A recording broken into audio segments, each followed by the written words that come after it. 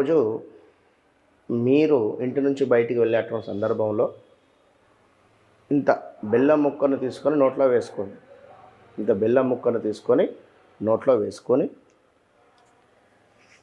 గుప్పెడు మిరియాలను తీసుకొని, ఏమిటి అంటే కుడి చేతితోనే గుప్పెడు మిరియాలను తీసుకొని చక్కగా కూడా మీ యొక్క సింహద్వారం వద్దకు వచ్చిన తర్వాత, మీ యొక్క సింహద్వారం దగ్గరికి వచ్చిన తర్వాత మీ యొక్క కడప ఏదైతే ఉంటుందో కడప నుండి బయటికి విసిరేయండి.